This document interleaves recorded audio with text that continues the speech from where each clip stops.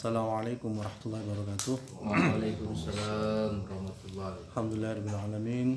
Kita bersyukur kepada Allah Subhanahu wa taala atas karunia-Nya yang diberikan kepada kita sekalian, dan sholawat dan salam serta semoga tetap tercurahkan kepada junjungan Nabi kita Muhammad sallallahu alaihi wasallam. Dan juga kita mendoakan, andai kata ada saudara kita yang belum hadir karena sakit, semoga Allah sembuhkan. Andai kata ada urusan, semoga Allah mudahkan. Bapak-bapak sekalian yang dirahmati Allah, dalam kehidupan ini kita sudah terikat dengan aturan yang ditetapkan oleh Allah dan Rasul-Nya. Salah satunya adalah tentang dosa tentang riba, ya. Jadi dosa tentang riba.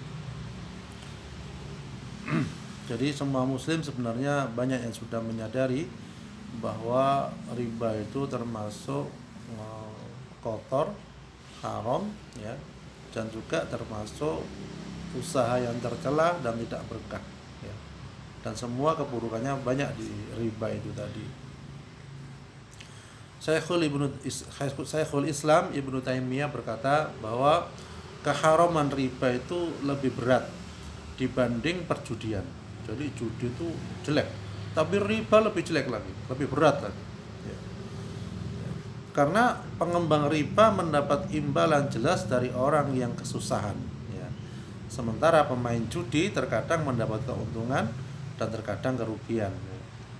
Riba merupakan lambang kezaliman senyatanya, karena riba merupakan bentuk eksploitasi dan penindasan orang kaya kepada orang miskin. Rasulullah SAW bersabda, takutlah kalian kepada kezaliman, karena kezaliman adalah kegelapan pada hari kiamat, dan takutlah kalian terhadap sifat kikir, karena kikir menyebabkan umat sebelum kalian saling menumpahkan darah dan menghalalkan apa-apa yang diharamkan kepada mereka. Ini hadis riwayat Muslim. Rasulullah juga bersabda, 1 dirham dari riba yang dimakan oleh seseorang dan ia tahu itu riba, maka dosanya lebih besar di sisi Allah daripada berzina 36 kali. Jadi 1 dirham dari riba yang dimakan oleh seorang dan ia tahu itu riba, maka dosanya lebih besar di sisi Allah daripada berzina 30 kali. Nauzubillah. Ini hadis riwayat Imam Ahmad dan At-Tabrani, bisa dilihat dari dalam kitab Shahihul Jami' juz 1, ya. Nomor hadis 3375, ya. Jadi 1 kali berzina saja hukumnya sangat mengerikan, apalagi sampai 36 kali, ya. Sungguh dahsyat pemakan riba itu, ya. Dosanya lebih parah dari itu tadi, ya. Kemudian bagaimana hukumannya perilaku riba? Jadi Nabi SAW bersabda bahwa beliau bermimpi didatangi 2 malaikat. Lalu mereka berkata, mari ikut bersama kami. Hingga akhirnya 2 malaikat itu membawa beliau ke sebuah sungai darah. Di dalam sungai tersebut ada seorang yang sedang berenang. Sementara itu di pinggir sungai ada 1 orang lagi. Ketika orang yang di tengah sungai itu ingin menepi, ya, jadi mau minggir karena berenangnya di sungai darah, bayangkan. Jangankan sungai darah, sungai yang kotor aja kita sudah tidak betah, apalagi berenang di sungai darah, ya. Jadi orang itu ingin menepi. Maka laki-laki yang di pinggir kali itu melempari mulutnya dengan batu. Begitu menepi dipukul dengan batu. Ya Allah, ya. Hingga ia kembali lagi ke tempatnya semula, ke tengah lagi, ya, ingin menepi lagi, dipukul lagi, ya, seperti itu. Kemudian Nabi SAW berkata, aku bertanya kepada 2 malaikat tentang orang yang berada di sungai itu. Ya, akhirnya mereka menjawab, orang yang engkau datangi tadi, yang berenang di sungai lalu mulutnya disumpal batu, dia adalah pemakan riba, ya. Jadi naudzubillah min dzalik. Dalam firman Allah Subhanahu wa taala dalam Al-Qur'an surah Al-Baqarah ayat 281 ya, yang artinya begini, dan peliharalah dirimu dari azab yang terjadi pada hari yang waktu itu kamu semua dikembalikan kepada Allah. Kemudian masing-masing pribadi diberi balasan yang setimpal dengan apa yang telah dia kerjakan. Sedangkan mereka sedikit pun tidak dianiaya. Jadi tidak luput dari balasan Allah Subhanahu wa taala. Ya. Walaupun kadang mohon maaf perilaku riba itu berkedok macam-macam. Ada berkedok dia punya musola, punya masjid, punya pengikut banyak. Bahkan yang pernah saya ceritakan itu di daerah Kencong, dia salah satu kiai dari sebuah pesantren. Ya, tetapi perilakunya ternyata melakukan riba, nganakno duit. Jadi kita tahu kan orang soleh seperti beliau itu rajin sholatnya, puasanya, macam-macam lah. Gambaran kita kan begitu. Ya. Dan saya mendapatkan cerita ini ketika ada seorang dari daerah Kencong sana datang ke rumah, dia berobat ya, berbekam pada waktu itu sambil cerita seperti itu. Dia melihat secara langsung. Jadi ketika itu si yang disebut dia ini meninggal dunia, wafat. Kemudian mau dikuburkan. Dan si pasien saya yang bekam ini melihat langsung liang lahatnya penuh dengan lintah. Bayangkan, liang lahatnya penuh dengan lintah. Akhirnya dia ngeri sekali pokoknya. Ya. Kita aja megang lintah itu kalau dipegang, kelet sekali. Ya, saya pernah nelapi lintah itu pada seorang lintah yang super katanya istimewa untuk penyakit diabetes ini dan itu ya. Jadi ketika lintah gigit itu kata dia, itu sampai ke kepalanya ngerenyeng gitu. Dan itu niatan lintah untuk gigitnya untuk berobat. Lah kalau sudah lintah ada di liang lahat, niatnya untuk apa? Ya. Itu naudzubillah balasan untuk lintah darat. Ya, yang sering kita sebut itu. Ya. Jadi itu kisah nyata. Artinya berita itu A1 lah kampanye, bukan dari katanya. Ya.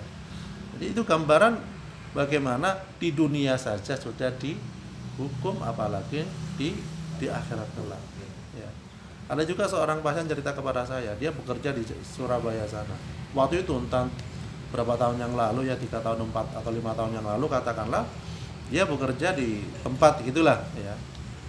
Ya, kadang mohon maaf, kadang riba itu digambar seakan-akan ini koperasi, seakan-akan ini ya simpan pinjam dan sebagainya. Waktu itu dia mendapatkan gaji 3 juta, banyak sekali waktu itu. Ya, tetapi dia mengatakan gaji segitu nggak cukup, masih kurang dan sebagainya. Ya. Pada waktu itu 3 juta sangat banyak sekali. Ya. Sangat banyak sekali. Ya. Karena apa? Keberkahan oleh Allah Subhanahu wa taala dicabut. Ya, akhirnya dia berhenti mengerjakan pekerjaan yang lain. Ya. Jadi kafilah dirahmati Allah. Kita lihat kengerian siksaan tadi. Ya.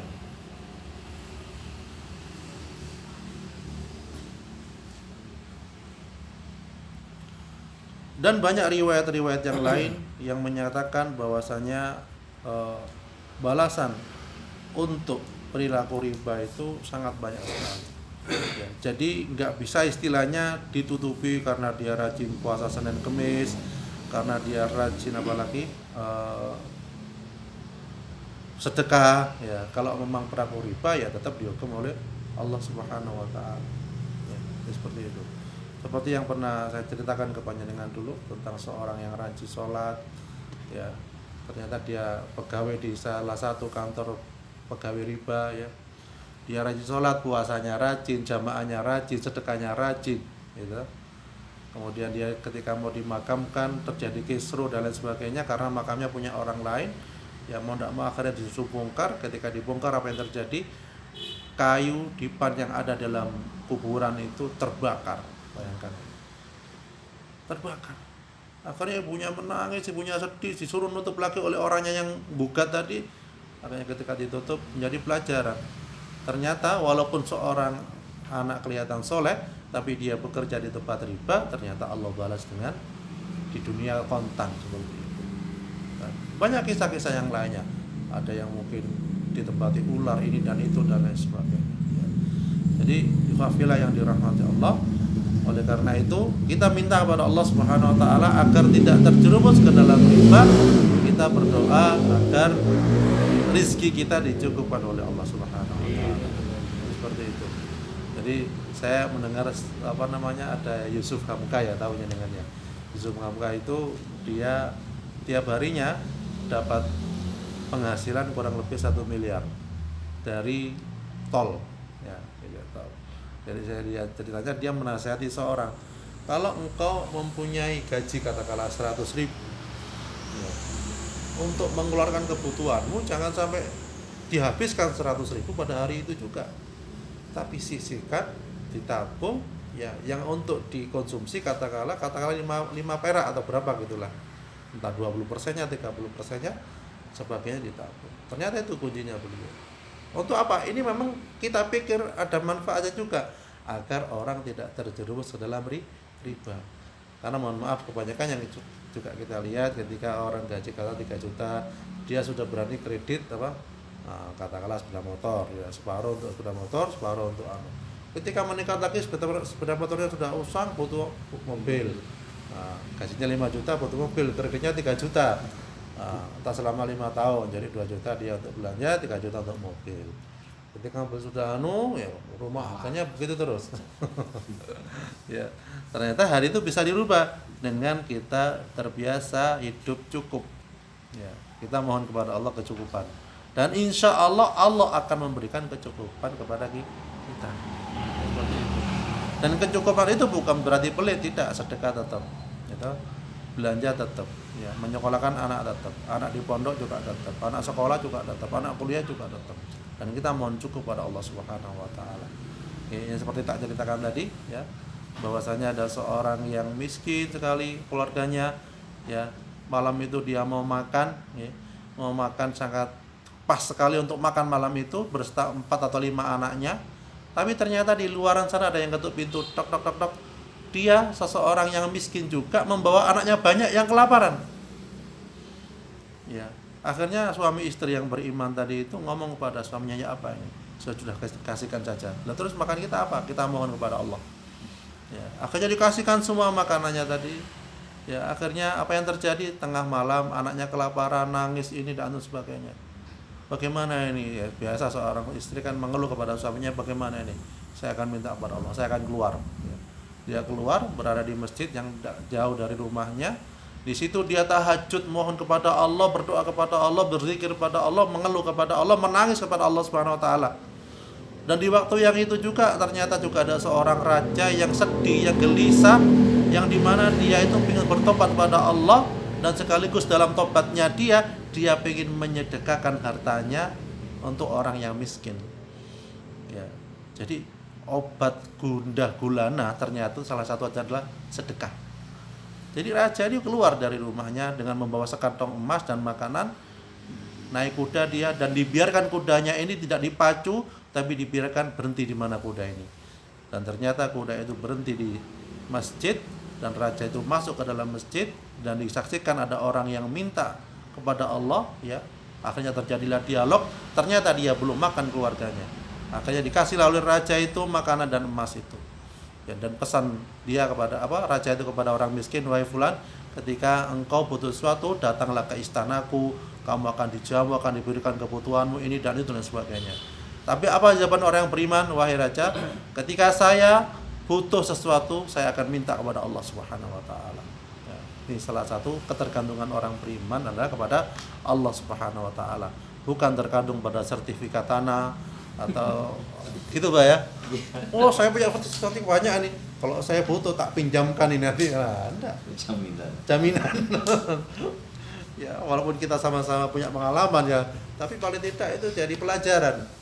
Ya, bahwasanya yang menjamin kita adalah Allah Subhanahu wa taala.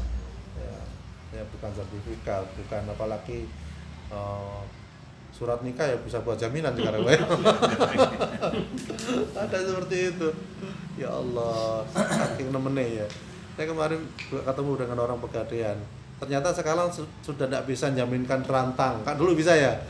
Tidak bisa kata dia. Rantang itu. Dulu kan di zamannya dulu. Ya zaman dulu rantang wah.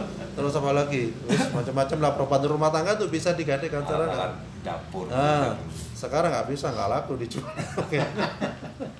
Ternyata yang bisa sekarang sepeda motor, HP, emas ya jelas itu ya. Dan mulai sepi, ya. Mulai sepi. Ya, alhamdulillah semoga kembali kepada syariat semuanya, kepada aturan Allah Subhanahu Wa Taala. Ya. Insya Allah itu semoga Allah mencukupkan rezeki untuk kita, untuk keluarga kita, untuk anak cucu kita, ya semoga rezekinya lancar, barokah, diberkahi oleh Allah Subhanahu Wa Taala. Amin ya rabbal alamin.